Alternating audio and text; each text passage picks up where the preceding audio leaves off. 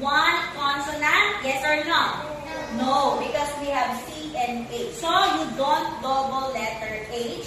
Instead, you just add I-N-G.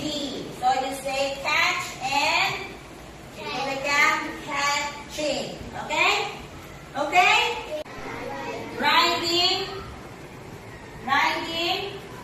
or horseback riding. Okay?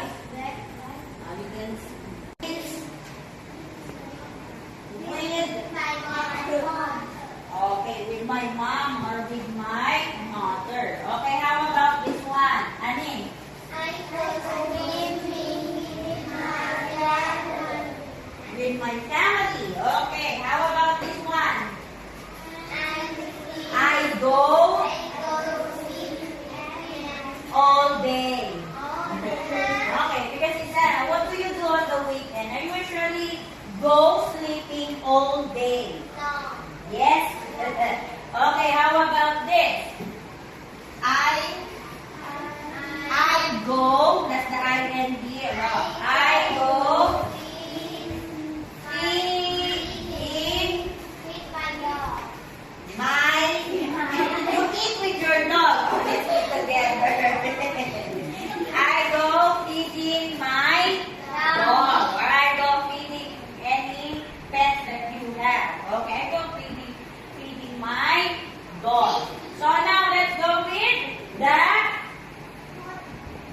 past simple. Okay, here you can see here that in present simple, go plus verb plus the ing. Okay. So riding a horse. I go watching movies.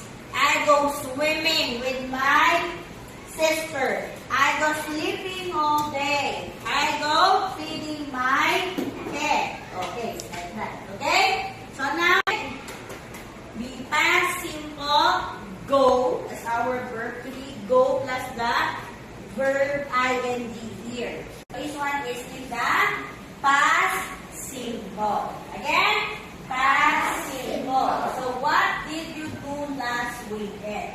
Past simple plus go plus verb plus ing. Okay. So, what did you do last weekend? So, we have here, our verb is go. What will happen? Go will change. What's the past tense or past